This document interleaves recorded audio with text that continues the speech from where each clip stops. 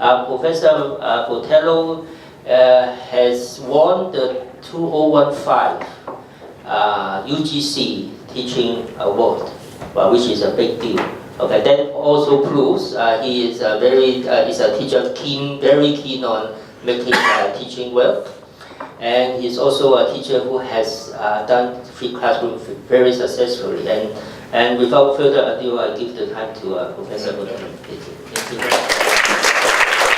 Thank you very much indeed. Thank you for the introduction. Lovely to see you here. I thought if we're going to do a workshop about the flipped classroom, that really we ought to do some of it flipped. So I did give you some questions earlier that I wanted you to think about, and we'll discuss those later. But I will do a very authentic flipped classroom approach, and I will use my usual management style that I perform when I'm in the classroom, which means I wander around, I make sure everyone's on task, because when you're doing any type of active learning, you need to have good classroom management, so that's quite important. Anyway, so what we're going to start off with first is some slides and introduction, a little bit about me, my style of the content and knowledge that I want to get across, because that may be different, certainly in content, to what you do, but the knowledge goals, there will be similarities. So this is transferable. Also, some of the principles and ideas that I have about how I manage this. Now, I am notorious for making dreadful titles and then I change them to something a little bit more understandable. And basically, what we're talking about when we're doing this approach of the flipped classroom is you're moving away from monologues that put students to sleep to dialogues that get them engaged. And the dialogue happens between the students and you. That is the key element of the flipped classroom. There's also some stuff that maybe happens before. And so I've come up with this idea of being able to craft needful videos. Because you can do a monologue presentation on a video and it will still put the students to sleep. So therefore you've got to work out how you make sure that the content is needful and is going to be beneficial for them. And then the other component are flipped class activities, and that's what I'm going to be discussing with you now. We know that we as students are voracious consumer of videos. The number of videos that are actually educational on YouTube is something like less than 1%. So it's actually very small. People aren't driven that much to content, apart from when they have a problem, and then they'll go about looking for it. And then they have a problem when they look at the content, they find it, they don't know, well, is that good? Is it suitable for my course? It's not what they do at my university. So that might be one of the reasons why you have to think about making your own content. So one of the things, some things about my course and my background. The top left-hand picture, that's my simulation laboratory where I run my course for the bridge course. The top right is the type of prep that I get students to do. So this is a psychomotor skills intensive course. This is where they learn how to practice what they're going to do on what we call mannequins before they go into the clinic and do it on patients. But it's not just about psychomotor skills, how you perform it. It's also to do with content knowledge. We want them to have analytical skills. We want them to be able to make problem solve, decision making, and synthesis of knowledge by treatment planning. So they're the activities that go on there. It's the full range of Bloom's taxonomy. And then the bottom right is me doing a debriefing of the flipped classroom activity that I undertake. So for the content knowledge, in my years of teaching and my specialist knowledge in this area, I know what they need to know. And so I designed the course that way such that they achieve the objectives that I want them to. Now in your course, you may have different objectives. You may not have fixed content objectives, but you may have fixed skills objectives that you want them to achieve. That could be analysis, critical thinking, appraisal of quality of something that's been submitted. So it's still similar in what you're trying to achieve. There's some skills you want them to master and there's some content as well. So it is transferable. So as I said, this is my combination. This is Bloom, kind of like a squash Bloom's taxonomy with a Miller's pyramid on top, because in dentistry we do performance skills, And so therefore they have to know how to do them, show how to do them, and do them. So therefore they've got the underpinning knowledge and that skill set, the lower and higher order thinking skills, and then there is the performance skills on top of that. So what can you do with video? Well, there's a range of things that can be done. You can see some examples here that you might be wanting to do. It could be historical footage, it might be a field trip or something that you want to show. But the ones that I use mainly is I'm doing demonstrations. So I'm showing them how to perform something. And then I do a media presentation, which is basically a kind of talking head, or in my case, it's a talking heads, plural. And that's something that's I find very important, and the students find it useful as well. Now there's a range of videos that people can classify. You can see the ones here. It might be the talking head, the Khan Academy. There might even be a conversational thing that you are recording there. But apart from the last one of the conversation, and maybe the seminar, all the other ones are generally monologues. So that's a monologue of information that you pass, speak to the others, who then watch that.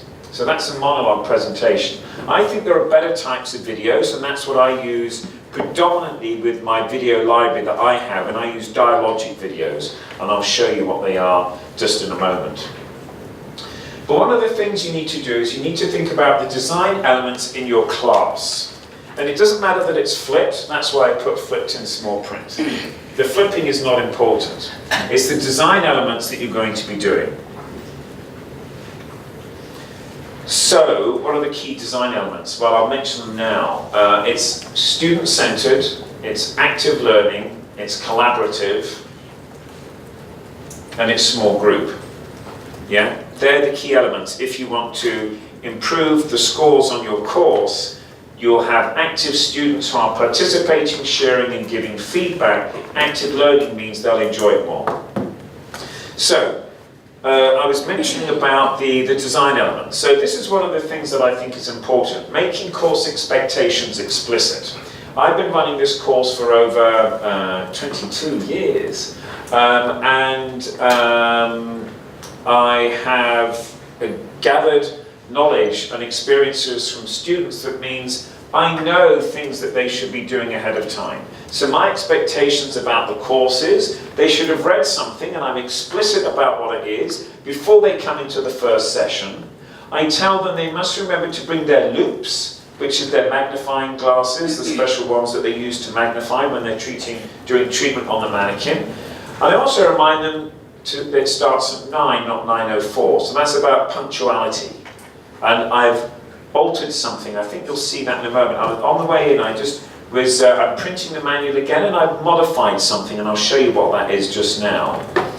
So what else about the expectations and the student engagement? Well, I tell them about what's required for their commitment when they come to my course. Yeah? And I tell them it's not possible to cover all the theory for fixed prosthodontics, and they're going to have to do some reading from the resources and references that they have in there. And that they're going to have to do some of that learning on their own. Because some of it is kind of just factual, it's not conceptually difficult. So I tell them that they're going to have to do some reading and be active learners.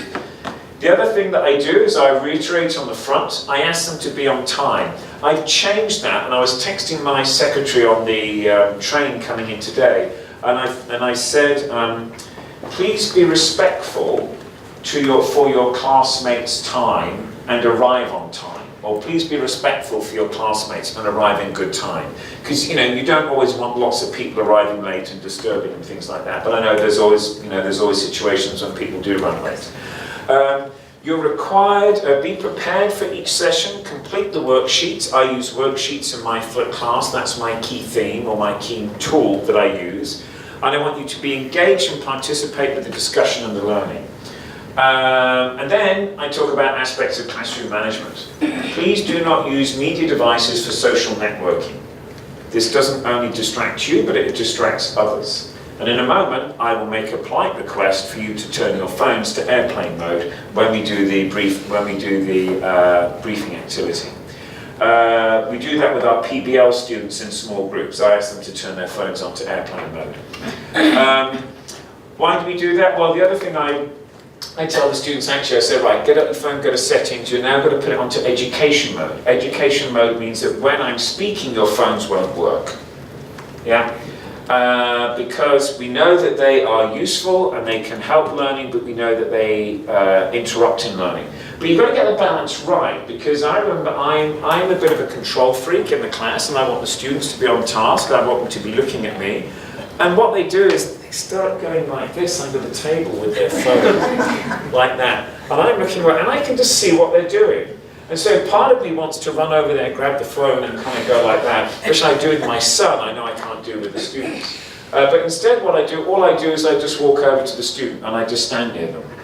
I don't say them, I don't ask them to put the phone away. So that's one classroom management technique about how you control inappropriate use of phones. Now the problem is, I did this once. I saw a student, and she was on her phone, and I was talking away, and she was going like this.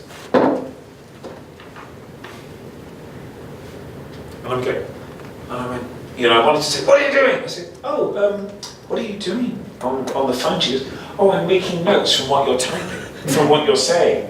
I said, you're going to be a great dentist. You've got such fine psychomotor skills. You can type with 4 fingers on that little keyboard. So they do use their phone, and I've been caught out on that before. I've been talking to a student who's been in my office, and I've said, she's there, and she's on the phone in front of me, and I'm like going, you do know it's not polite to use the phone when we're having a conversation? And she goes, oh, I'm taking notes. So sometimes you've got to be careful that you might be caught out. You think, oh, the students aren't listening, oh, they're not paying attention. But you know, they do use it for appropriate reasons as they are learning in the moment. But you do have to say, and I think it's fair that you talk about that students should be in the moment of learning and that we're all on the same page. And then, yeah, I talk about them not to use social media and stuff like that because it causes distraction. Is there evidence for that? Yes, there is. There's evidence from researchers whereby they recorded a lecture, they had a camera at the back, they recorded the lecture, they looked at the students who were multitasking because they could see the video, they could see who were multitasking on there, they gave them a test at the end of the lecture. Needless to say, the students who were multitasking retained less knowledge because you can't multitask, it's a misnomer. But what the adverse effect is that it impacted the students sitting next to the ones who are multitasking. So when somebody multitasks, it distracts the person next to them as well. So that's why I say, please don't use your social media or WhatsApp or whatever when we're in the moment, because it disturbs the student next to you. Yeah? So that's one of the things that I say about with regards to the etiquette and how you manage the classroom environment when you're doing this. The other thing I do is I talk about pedagogy. I never used to do that before, but I do now. So I spend time telling the students why we go through this small group problem-oriented active learning activity, in that when they're engaged, they understand better and they learn more. And there's evidence for this. So this is an evidence-based approach to what we're doing. So then maybe they go, oh my God, you know, they're just getting this to chat so they don't have to teach. Yeah? So therefore you've got to work out, you explain the pedagogy on why you're doing this and that you're doing it such that they will be able to understand this better. So I mentioned that, the other thing I do, and I'm not as good as I should be, but I do put a section in the manual whereby I get the students to reflect about what they've learnt in that session that was new. If I had more time, I would say, right, I now want you to spend 5 minutes to write down and reflect on what you've learned today that was new or surprised you. Surprises are very interesting. And I call that a aha moment. Because I ask them, why a surprise is interesting? What is it about a surprise that's interesting in learning? And most of them get it. They realize what it is that when you have a surprise, you've learned something that's challenged your previous belief system. And that invariably means you've learned that will stick in much better than if you were just, you know, if it was something that agreed with it. So surprises are interesting. And then ideally what I would do, but I don't, I'll be honest, the next session I would have them look back at what they reflect on. So they thought about, well, what did I learn last time and how does that help me going forwards?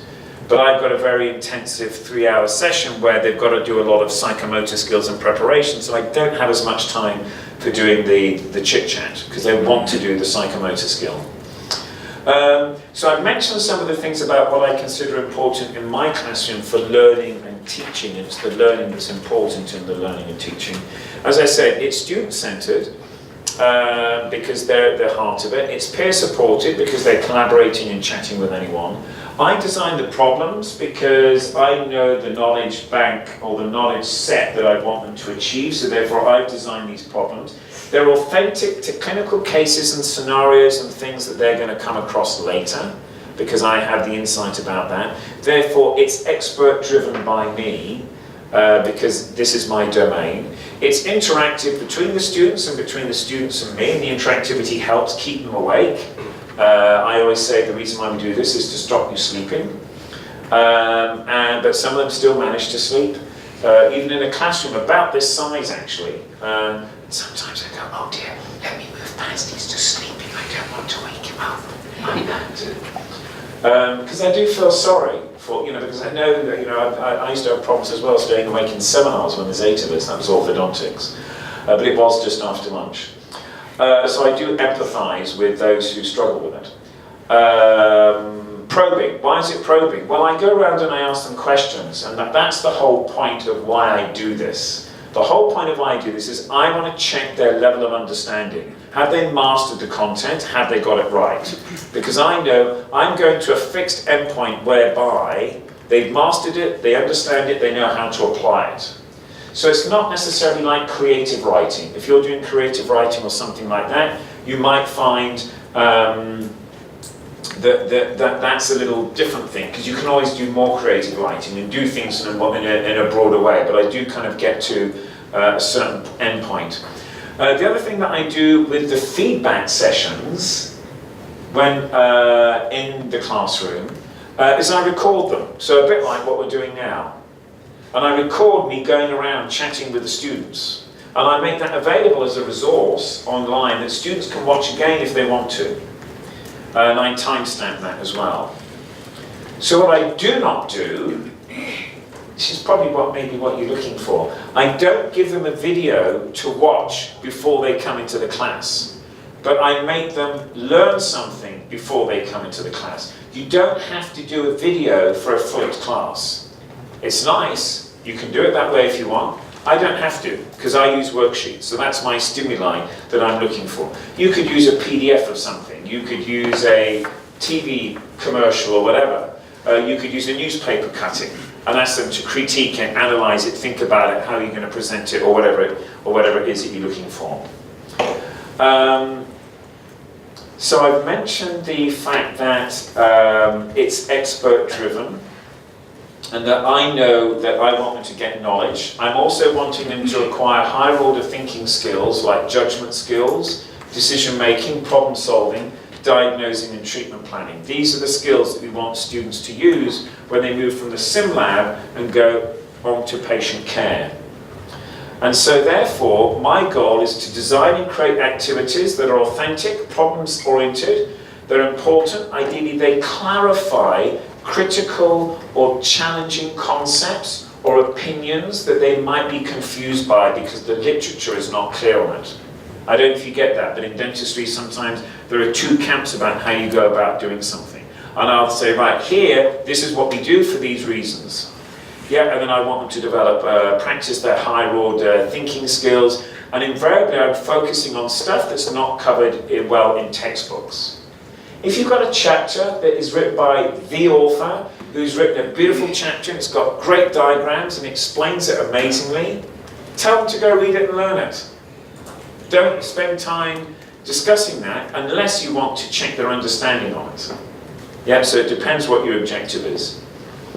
And so my key tool that I use, as I mentioned, is worksheets. So why do I use worksheets? Well, it gives a focus and a guide for the students' learning. It allows us to cover the classroom content. It gives focus. It allows an interactive small group learning activity. I'll show you what they are in a moment.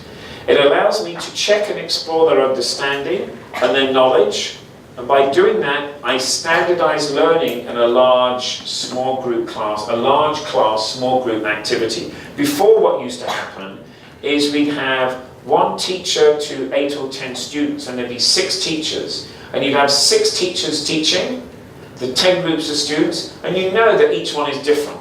And what would happen is, I'd finish, and there'd be somebody in the corner just going on and on and on. And you're kind of like going, what are they telling them? You know, why are they taking so long to get through this stuff? So as I said, because I'm a control freak, I want them to have the consistent knowledge from me, and I know what they know. So therefore I think that's a better learning experience. So it standardizes the learning, and you don't have the students feeling, oh, we had Dr. such and such today and we didn't have whatever. So standardization, I think, is important. And I've mentioned about the thinking and the fact that it helps their transition onto the clinics. How do we go about using these? Well, each week they get a homework worksheet. And invariably it's simply just 2 sides of an A4 paper, and I've got questions down there. They're meant to use that and fill in the blanks and complete the answers with their own written responses. And I do ask them to write their responses because I want a written commitment for the content they've written down. Some students struggle with that. You come in and they go, oh, they've got an empty worksheet. And I'm going, why haven't you done the worksheet? You're meant to have done it. And I'm looking, oh, you haven't done the worksheet. Anything wrong? Oh, no, I'm going to wait for you to give the right answer and then I'm going to write it down. Yeah, but the idea is that you commit and write something down, because then when you've committed it and you get it wrong, you have that aha moment. And then it means you have a transformational educational moment. But some students are like that. But you know, you try and tell them about that, but that's what it is. So then when they come in at the next session, and this is what we'll be doing for you, is that I'll be giving you 10 to 15 minutes to discuss the questions that you have, and I'll allow you to share and clarify some of the answers. Now, some of these are not necessarily answers on the worksheet that you've got, but for them it is. And then at the end, once they've done that, then I go around and I discuss the answers with all the students, and we work through the questions one by one. So that's what I'm doing there on the debriefing. At the end, we're doing one of the worksheets. Initially, that's called Think, Pair, Share, I think classically. And it's an amazing tool. I use that for all my lecturing. I don't use anything else. If you were to choose one thing, do that. Yeah? I was chatting with my son, and he said, oh, Dad, we do that at school. We call it Think, Ink, Share. So I thought, okay, great, Think, Ink, Pair, Share, great, let's call it that. So that's his reference. And then I thought, well, actually, no, there's something else that's going on, really, because there's interaction going on. We have interaction afterwards. But then when I thought, the acronym, I can't say I'm going to get my students tipsy in the afternoon, because that might get me into trouble. So I decided I can't use interaction, so therefore we have to use feedback. Yeah? So it's TIFs, which is perhaps more difficult to say. Right, so the interactive learning is important. And this is very sweet. This is some feedback I got from a student who was anonymous. I never knew who it was. It got slipped under my door. And if you look at the last line, the last little thing, yeah, we like your class, and it's very active, because it's very hard to fall asleep during your class. What a backhanded compliment, but I cherished it. You can do it in the sim lab, you can do it in the lecture. So if you're in a lecture theatre, I would have done the same thing as well. You get students to do things in small groups. They turn around, they do it. And they love it. Right, so how do I use the worksheets? How might you consider using this? Well, as I said before, I have some focused levels of learning that I want them to achieve. So some of them is at the low level, remember and understand, and then some of those go up a little bit, where maybe they're having to start thinking about critical thinking, and maybe their answer isn't in the book, and they've got to come up with their own. And so then I have worksheets with photographs on them, because I want, photographs are important as a stimuli for focusing learning and attention. So here we've got, again, lower level thinking at the bottom, and then we've got analysis and problem solving on the next one, because they won't have that answer in the textbook. That answer isn't there, and I know it's not there. And instead of me telling them the answer, I want them to work out the answer, because I think if you work out the answer, you remember it better and you apply it more intuitively. So I think that's an important thing to do. That's one of my hypotheses. And then we go a little bit higher, and then we use some clinical case photographs. And then we get into some clinical judgment and decision-making skills that we're planning in the simulation laboratory, but they're going to be doing later in the clinic on their own patients. So this is kind of what I call synthetic clinical experience. So they're learning clinical decision-making in a non-clinical environment, and that to me is important because it helps with their transition from preclinical to clinical, and it allows them to translate their knowledge into the authentic environment. I also do one thing where I get them to evaluate features of quality. So basically they're grading tooth preps, other people's tooth preps, and they will then apply that on their own. So you could have, I mean, if this was a video and you're a teacher, I would have a teaching presentation of a teacher doing a classroom presentation, and then I would have students doing feedback on how would you evaluate and judge the feedback. Write down the comments that you would give that teacher about the way that they presented that class or that content or whatever it had to be.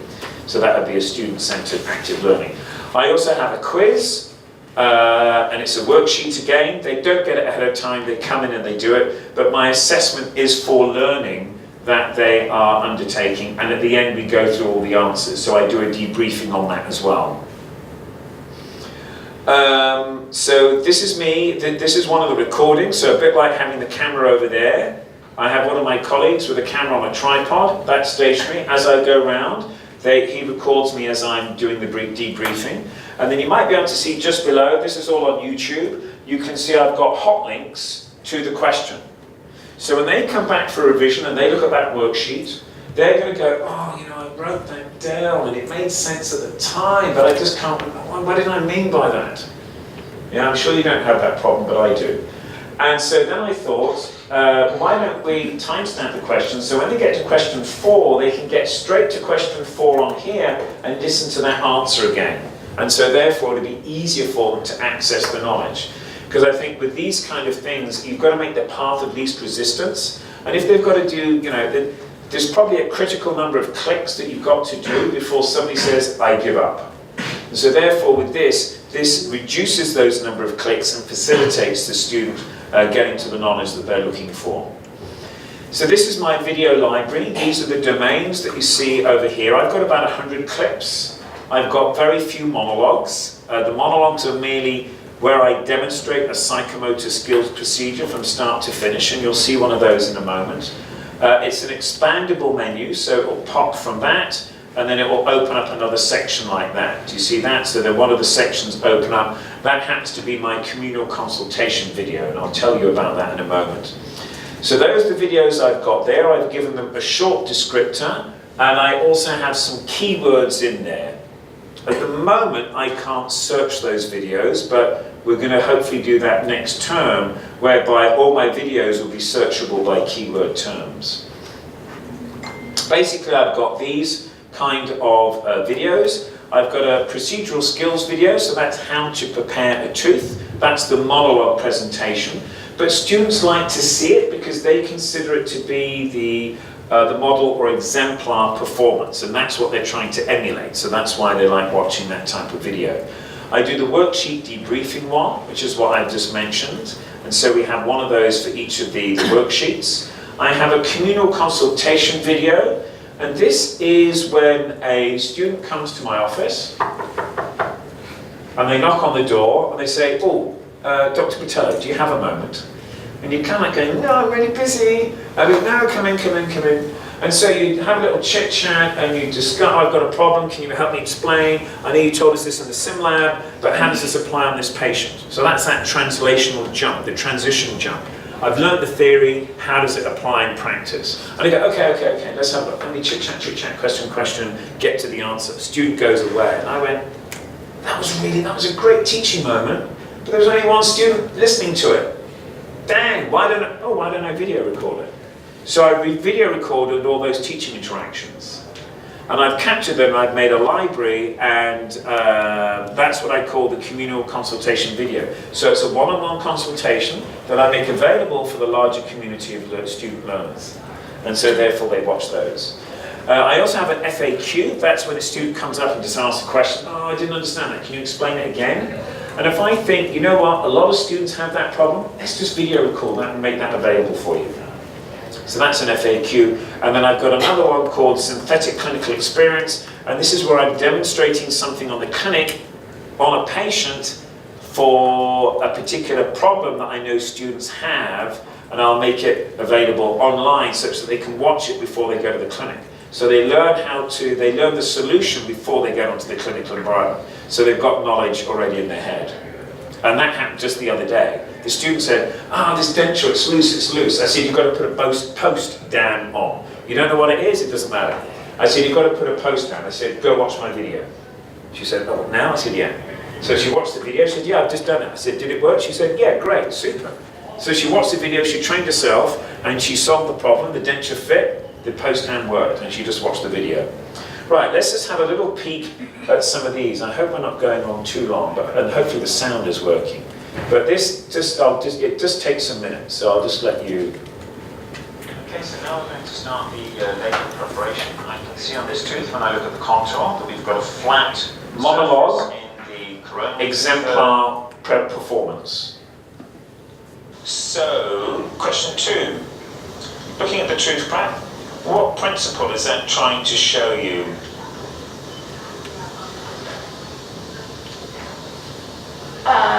There's grooves on the tooth prep, and they try to increase the resistance form.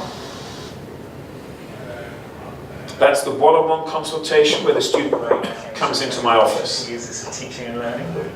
Okay, fantastic. So what do you want to ask? For my case, my patient is 51 years of Chinese female in the industry, and I would like to replace the missing 1/6 without me. Yeah.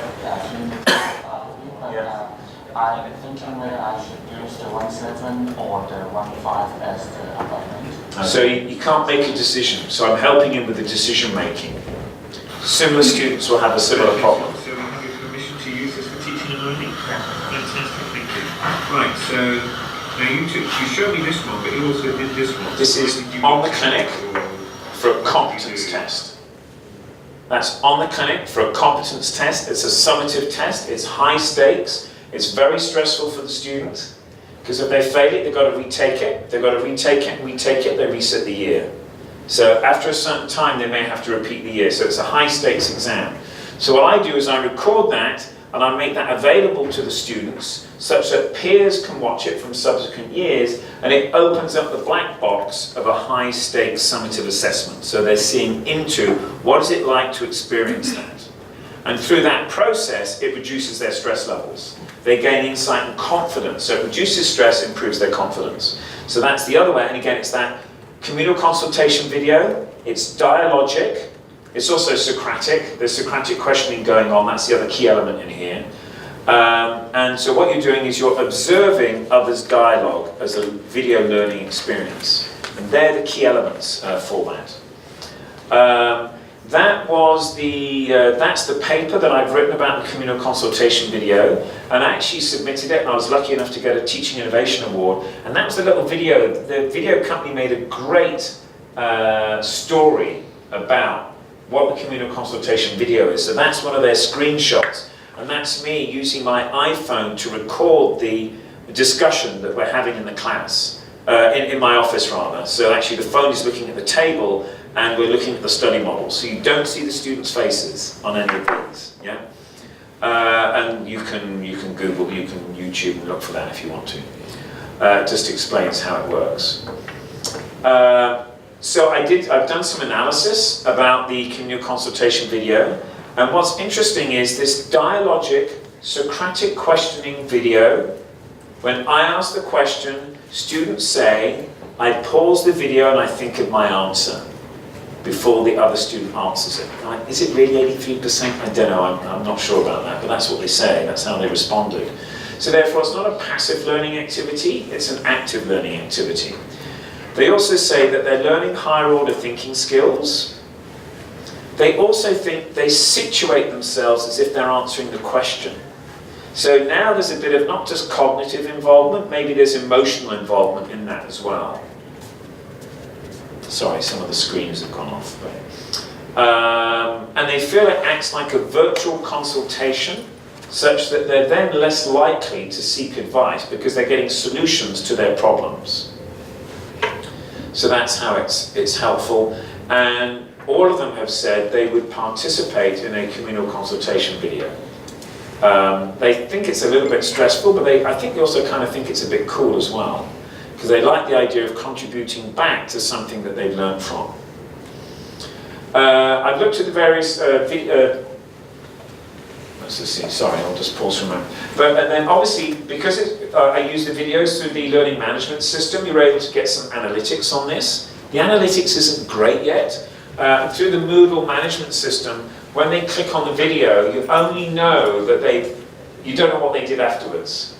So it doesn't record whether they paused it, whether they went backwards and forwards on it, or whatever it happens to be. But if you can't quite see, we've got a frequency distribution here, and the highest consumption has got to do when they are during the active course time, and then exam times, and then also they're active during when they have the competence tests, because they watch the video the night before when they come in, because it helps them.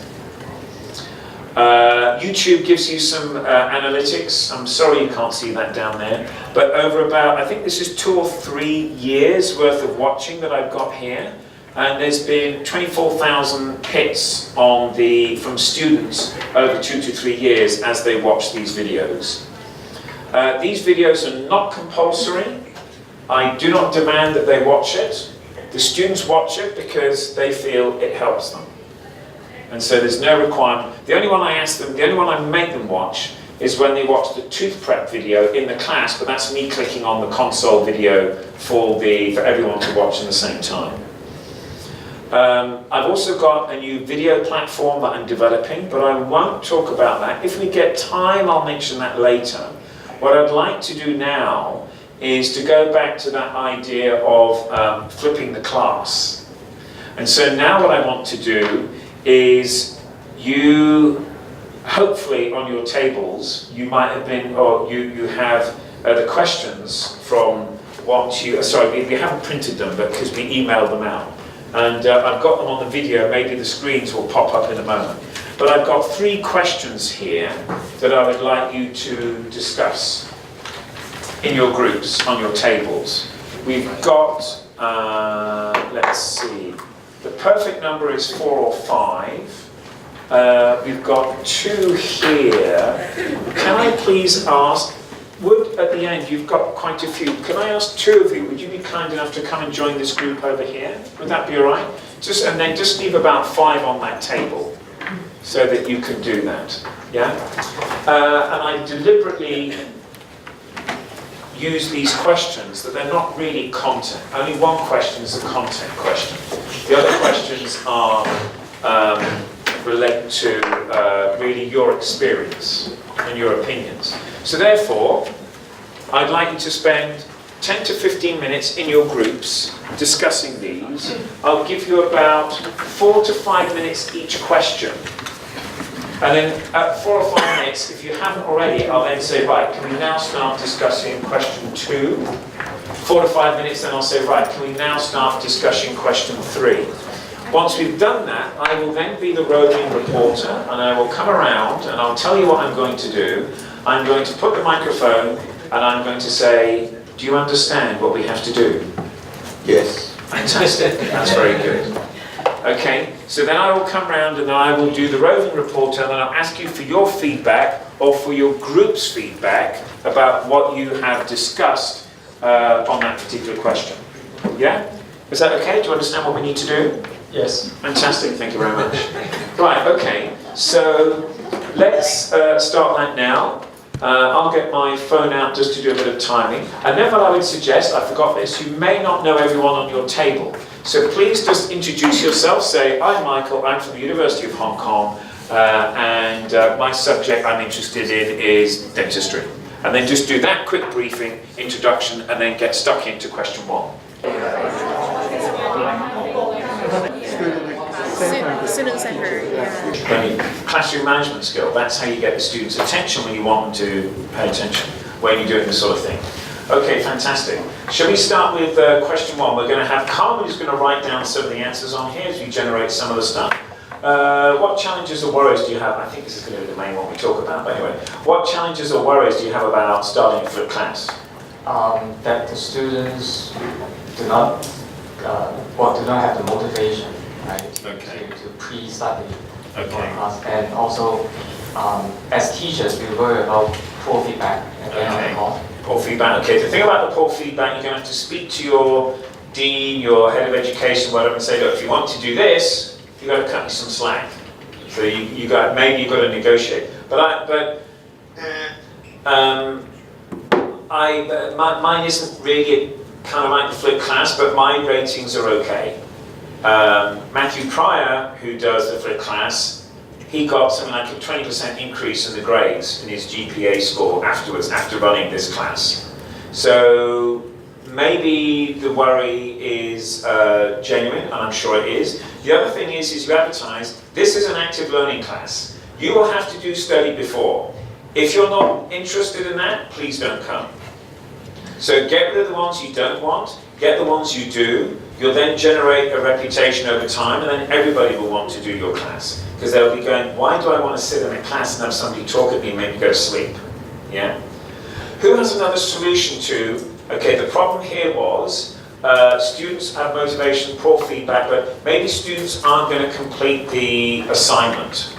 Who has ideas about how you go about ensuring that the students are going to be participating in the pre-class activity, whatever that learning is, watching the video, reading a PDF, critiquing a newspaper article. Does anyone have?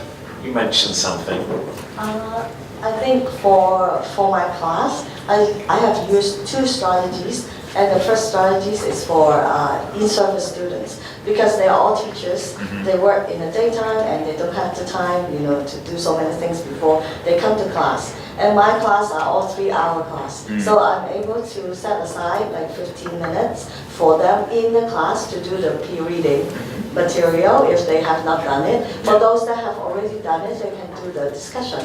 So I have two groups of students. One is you are not prepared, then okay, you go to this side, you do the reading. And this group is for those who has already prepared, then you can do the discussion. And the second strategy is I try to make it part of the assessment that is this account for something for the course. For example, I will account for like 20% of the total weighting into reading materials. And if you finish the pre-reading material this time, you get 2 marks. And the second time, also, if you finish all the pre-reading material, you can get maybe 2 or 3. So they all add up to a small amount of weighting in terms of the assessment. Fantastic, great solution. Did anyone here discuss about the issue of having students not complete the work? Did you come up with a solution to that? Did anyone discuss that? We have the privilege to be using Perusal for 2 academic years, which Can you tell us what that is? Perusal is a tool developed by some wise guys in Boston. Probably some guys from MIT. They develop a system. You upload PDF or you affiliate a textbook from a publisher. Then you sneak in all the PDFs. Students will do annotations on the text in PDF formats. If you do quality annotations beyond something like I see, that's the point. I agree with you. Those type of nonsense. Okay, if you make a real in-depth questions on certain points that you didn't get, or you make a reinterpretation of the concept that you master by your own, then you score a point by the AI system. So we ask our students, we upload our online open source text onto the system, and before each class we ask them to do the pre-reading, particularly for the 2 flipped class that we do in the semester. Fantastic, great solution. So you do the flipped class? Yes. And do you have many students in your flipped class? Less than 300. Okay. Oh, small class. Yeah. So I have about 50, so big class. And how are your ratings? 80% out of 100, Okay. which is the departmental minimum in my department. Our department has a ridiculously high average. Oh, is that right? Okay. So that's higher than me, 80%. Did you guys come up with any solutions to that problem of students not completing the assignment ahead of time? Did anyone have a solution to that? Yeah. In fact, apart from like giving like participation mark, I found an interesting thing was my students have some sort of peer pressure. If usually after the pre-class activities in my class, I align everything, make sure that it is like relevant. I mean the pre-class activities with your in-class activities, and then I usually start with like some games, and then asking them like competing with one another or with different groups. And when they saw somebody else actually know all the answers, then they found it, oh right, why didn't I know this answer? It's because I haven't done the pre-class reading. In the next run, I found that there's an increasing number of students like completing the pre-class reading. So this is some sort of my strategy to make sure that the pre-class and the in-class activities should be aligned. Yeah, fantastic. Really good. Alignment, and then working the power of peer pressure. Students know who's participating and not. The other way you could do it is that if you have fixed groups throughout the thing, at the end of the session you have students evaluate what kind of input and activity and content did the peers on your group collaborate on. And so therefore you could have a grading system maybe, and that students could know how they're doing, but they may or may not like that, but that might be one way of doing it. Did you guys come up with any solutions to that challenge about not doing the work ahead of time? Because I get the feeling this is people's biggest worry. Did anyone come up with a solution to that? Over here, did you guys discuss anything? Yeah? So we think we can increase the weight of the flipped class session, or give students incentives. Incentives. Incentives. Okay, yeah. Okay, very good. And when you say increase the weight, do you mean increase the amount of the mark for that, for completing the activity? Anyone else? Actually, we're students. Oh, you're students. Yeah. Okay. So what do you think is the barrier for students? Flipping the question. What's the barrier? So how do you motivate students to consume content online? Actually, I just recommend to him maybe increase the course rates, maybe make the course rates more. Okay. Yeah, and also the incentive like having like a award for students that perform the best. Okay. Okay, so therefore in the activity, in the group, so you have fixed groups, they develop their own group dynamics. You'll have problems with that because you'll have good groups and not good groups. And you'll have students going, oh my God, we're stuck with that one, it doesn't even work. Yeah? And so maybe instead of the negative grading who doesn't do well, maybe somebody gets a little stick, like you cut out a little rosette and you give that to the one who made the best input or seemed to prepare the most. So maybe you do it the other way. So you're not kind of like scoring people down, but you give somebody a good, thumbs up, and then that means they go, oh, that was rather nice. Well, maybe I need to work some more on that. Okay, should we move on briefly to a different question? We've just got, do you have any other challenges? Still question one. Any other challenges or worries about starting a flipped class? Is there anything other than the content? It could be, it could be the professor. I mean, just like your experience on this one. Yeah. Maybe for me, I'm not experienced on how to design the classes like you. Yeah. Because of your expertise, so we have to for teachers, still have to learn how to make it. Correct. Yeah. Very good. Yeah. So there's training, there's confidence, there's insight. So you've got, Centre of Enhancement centres like we have here and in other centres. There's maybe things online that you can train yourself about. The other thing is maybe start small. So maybe you don't completely flip the whole class. You work out, okay, maybe do some active learning in the class first. Let me get confident with that and doing this activity where you get a problem, you get them to discuss something in the class, so they read it in the class, then they discuss, and then you do the walkabout chit-chat like this. So you develop that skill first. then you start thinking about, okay, what are the critical things that I want them to learn ahead of time and get them to do from in the flipped aspect. So maybe you're considering your own development, how you acquire all that skill set for classroom management, the confidence of walking around, how you ask the questions and whatever. So that might be a strategy you want to consider. Any other comments that you have here about any other challenges? Yeah. We have come up with questions because from your sharing, it's in small classes with intensive discussions and interactions. Yeah. But what if the class size is pretty large, let's say more than 100? So how to flip the classroom in such a large class? We have concerns. Yeah. Again, it's small group. So everything's in a small group. So you're upscaling the small group activity.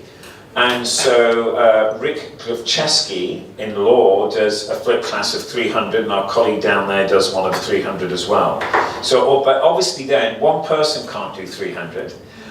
You're going to have a number of tutors who are maybe going around. So if you've got let's say the equivalent of 5 times this size, maybe you've got one person for 6 tables who is monitoring what's going on. But maybe one person at the end does the large class debriefing.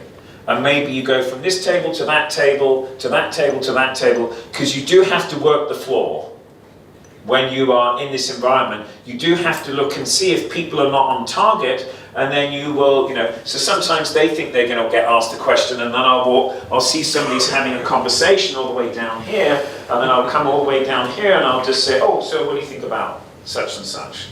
So that's how so if you see people nitter-nattering and you don't think they're paying attention, I'm afraid your classroom manager, you don't say stop talking, you just say, right, what did you think about question 2? Yeah, so, but the upscaling of the size, I haven't done that. But for me, it would mean you need some more. The activity is going to be the same that you do on the table in the discussion, because everyone's doing the same thing. One thing that I do here is I might get somebody drafting in real time what the comments are. So somebody is distilling out a synopsis of what's been discussed. Yeah? So that's another strategy that you can use. But if you have got multiple tables, you've got to work, well, let's start off with, if you say, look, if you want me to do 300 students for a flipped class, I'm going to need more teachers, because when we do the flipped class, I'm a bit worried. So instead of like normally we have 1 to 6, got a ratio of 1 to 6 tables, I want an extra tutor for 1 to 4 to see how it goes. And so that you're managing them and seeing what's going on. So maybe there's something like that. From this table over here, did you come across any other challenges or worries that you might have had that's different? I think for us was also the preparation. The preparation. The design of the flipped classroom. The design of the flipped class. What kind of preparations do we need the students to do, and what kind of preparation do the teachers need to do to get ready for a flipped classroom? Yeah. So that then works down to your domain of the content and the level of knowledge you want them to achieve in that activity.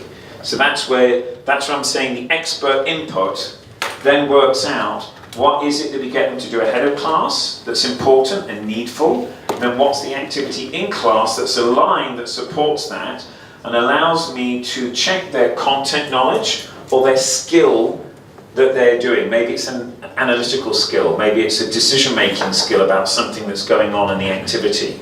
So that's where you then need champions who've done it in other areas. So mine is maybe healthcare, where we're going for a particular line of thing, but maybe something in humanities or arts, you've got different things. But I'm sure you've got educational designers who can help you with some of those things, and then you have to just have a go and try it out as well. But maybe also try small. So if you like going, well, maybe I won't do it just yet, but start something in your class whereby you're doing small group discussions and you're getting them to do activities. And in the lecture hall, what I do is, because I can't get to the students in the middle, I go, right, can you answer that? Right, can you pass it on 3?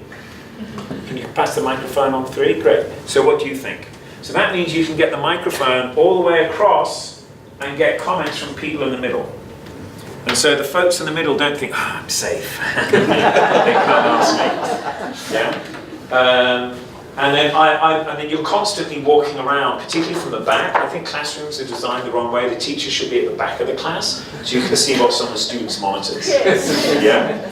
So that's why I walk around from the back and I'm looking what's going on. So that's all about your creating a presence so that the students think, I can't loaf off and get away with it.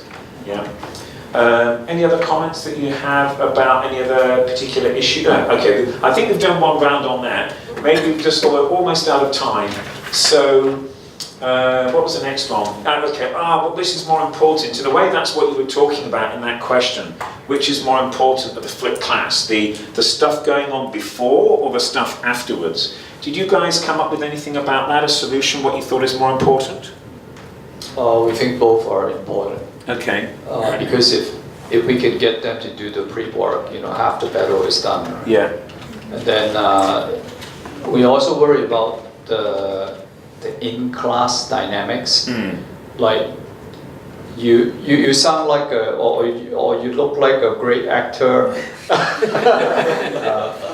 You keep reminding me of you might be the Dr. House of dentistry, the Dr. House series, and you're so dynamic. But sometimes if you get a couple of bad students, they can easily destroy the atmosphere and the dynamics. And I guess there are a couple of assumptions that in the flipped classroom that I wouldn't say challenge, that I'm concerned. One is we assume that flipped classroom, they learn better.